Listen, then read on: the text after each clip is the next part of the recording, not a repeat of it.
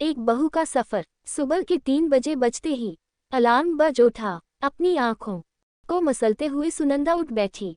आज उसे कुल देवी के दर्शन करने के लिए जाना था, जिसके लिए उसे ट्रेन से सफर करना था। इससे पहले भी सुनंदा ने ट्रेन में सफर किया था, पर यह सफर और सफर से अलग था, क्योंकि इससे पहले जो सफर सुनंदा ने किया था वह शादी से पहले था, जहां उसके सफर की तैयारी में उसकी मां का पूरा सहयोग होता था। पर आज अपनी शादी के बाद पहली बार वह ट्रेन से सफर कर रही थी। ससुराल वाले थोड़े रूढ़िवादी है, इस कारण उसकी शादी के बाद हनीमून के नाम पर कहीं घूमने भी नहीं गए थे, और अब इतने महीनों बाद कुल देवी के दर्शन के नाम पर ही सही आखिर उसका घर से निकलना तो हो रहा था, जिसके लिए वह अच्छी खासी उत्साहित थी। और उत्साहित क्यों ना हो, आखिर कितने दिनों बाद बाहर घूमने को मिलेगा। मन में बार बार यही आ रहा था कि कुलदेवी के नाम पर ही सही, पर विवाह के बाद दर्शन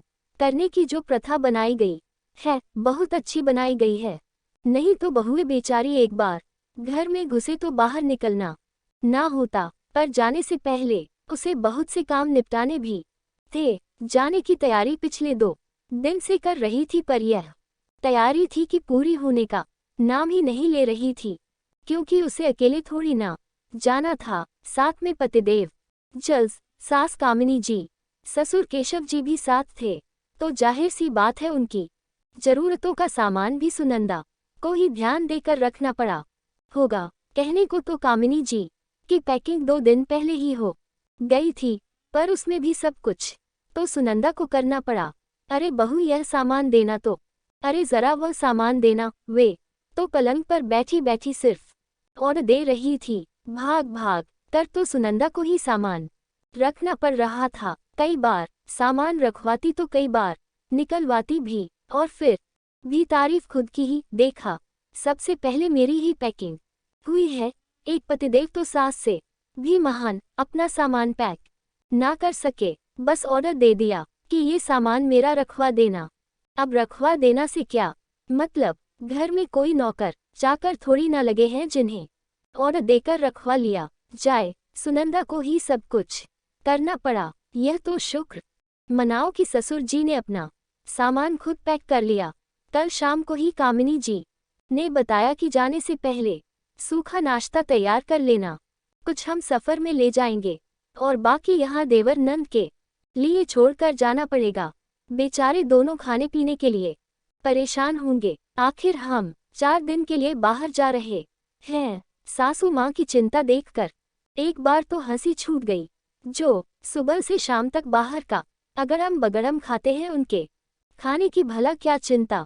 और वैसे भी दोनों जवान हैं, अपना खाना खुद बना सकते हैं, तो रात के खाने की तैयारी कर सफर के लिए सभी लोगों के लिए सूखा नाश्ता तैयार किया। बाजार का कुछ चाहिए नहीं था, जिसे बनाते बनाते ही रात के 12 बजे बज गए, और अब 3 बजे उठकर सबका खाना यहीं से तैयार करके ले जाना है। सासू माँ ने रात को हिदायत दे दी थी कि पराठे बना लेना, आलू की सूखी सब्जी, चटनी बना लेना, हमें रास्ते का खाना पचता नहीं है। मन ही मन कुर्ती हुई सुनंदा के मन में बार बार यही आ रहा था कि शुक्र मनाओ, खाना 1-2 दिन से ज्यादा नहीं चल पाता, नहीं तो ये तो पूरे 4 दिन के लिए खाना भी यहीं मुझसे बनवा कर ले जाते और होटल का खर्चा ही बचा लेते हैं। खैर, अब खाने की तैयारी के लिए भी उठना तो सुनंदा को ही पड़ा। उसने उठकर सारा खाना तैयार कर लिया, तब जाकर 5:30 बजे सबको चाय बनाकर जगाया, क्योंकि उससे पहले उठाने के लिए सासू माँ ने सख्त मना किया था। जब सबके गले में चाय गई, उसके बाद ही उठकर सब नहा धोकर तैयार हुए। उसमें भी 10 चीजें सुनंदा से ही पूछे जा रहे थे। ये सामान कहाँ रखा? वी सामान कहाँ रखा? पापा जी की दवाएं रखी कि नहीं? गैस सब चेक कर लिया ना? लाइट के जैसे पता नहीं शादी के पहले कौन आकर ब्रेक करता था। और वैसे ही भी सब कहाँ जा रहे हैं? घर में नंद और देवर मौजूद है ना? खैर, सब कुछ होने के बाद आखिरकार एक बहू सुनंदा अपने सफर के लिए रवाना होती है। अरे नहीं नहीं, एक बहू के लिए सफर सिर्फ इतना सा ही नहीं होता है। अभी तो ट्रेन में कई सामान जो भूले होंगे, उसके लिए तो बहू को ही सुनना है। सभी लोगों को नाश्ता खाना सर्व करने की जिम्मेदारी भी तो बहू की ही है। साथ ही साथ पापा जी की दवाई, मम्मी जी की दवाई भी बहू को ही देना है। ऊपर से बर्थ पर बेडशीट बिछाने का काम भी बहू को ही करना है। और सबसे बड़ी बात, सिर पर से पल्ला नहीं गिरना चाहिए। हे भगवान, एक बहू के लिए सफ़र कभी छोटा सा नहीं होता है। एक छोटे से सफ़र के लिए भी बहू को बहुत कुछ तैयार करना पड़ता है। आपका क्या ख्याल है, कमेंट जरूर कीजिएगा।